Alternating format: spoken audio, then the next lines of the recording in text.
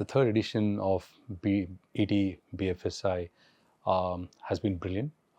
It's kicked off wonderfully with the conversation that I could hear from the panelists about value and valuation. I think it's a very important theme considering the time that we are in today, where it's the first time in history where uncertainty and change are coming in. India has been growing in the fintech and financial services side. We have a huge population of people that are underserved, and India has a huge opportunity. And this opportunity is leading to evolution of many fintechs. And each of these fintechs, while need sources of money to grow and scale, to serve the underserved, they're also in the play of making sure that they're successful through valuation. But one of the key things that I could hear, the theme that I could hear, was focus towards value. Valuation will take care of itself. I always go back to my adage that my father used to talk about, which is focus on Saraswati, Lakshmi will take care of itself. I think that was the common theme that I could hear. Focus on the value that you can drive to your customers, the population of the citizen of India. And if you can serve these customers, valuation will automatically take care of itself. Second thing that I could clearly hear is play the long game. And that's a very, very important aspect.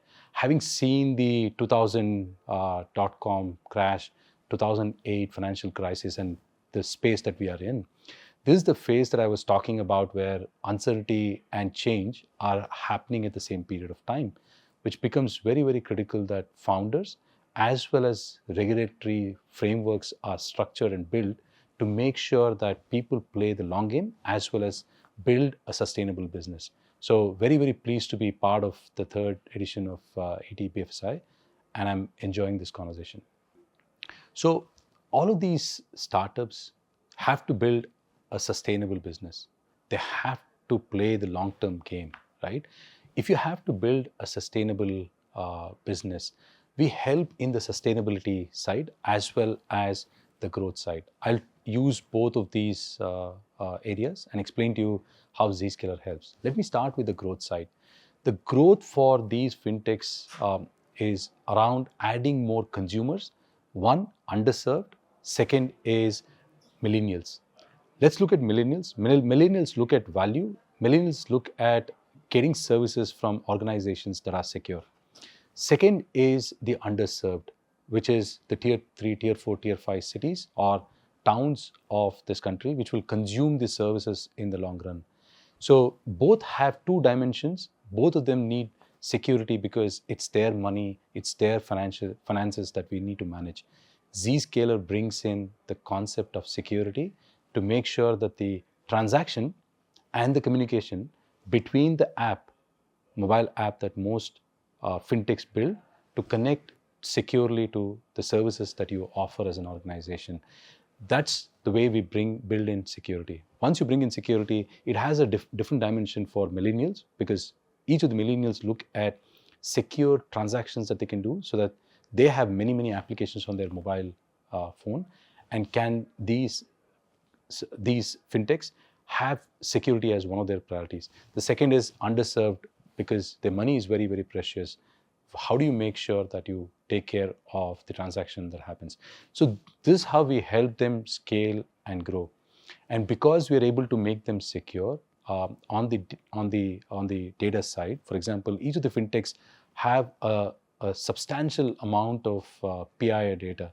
And with the DPDP Act that we're expecting to see in India, it becomes very, very imperative that organizations take care and secure the data. Zscaler helps secure the data, and that helps them build a sustainable business. We address a small part of the sustainability piece, but it goes a long way in making sure that the business is sustainable and for the long term.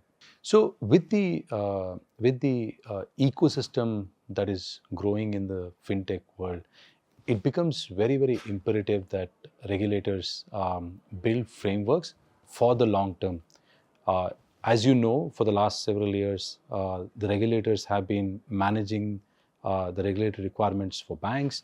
It's moved to lending and non-banking financial services organizations.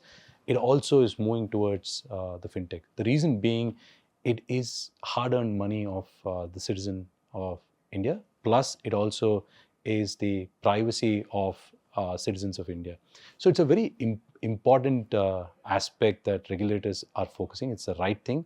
I heard from every founder and every organization that was part of the conversation clearly saying that this is very, very critical. The frameworks that are being brought in the long run will only help the fintechs to build a sustainable business, and it's all in good state that we're building these frameworks for a sustainable long-term growth of fintechs, because it's just the beginning. Imagine over the next 10 years, these fintechs will go on to become the main sustainable business drivers for the economy.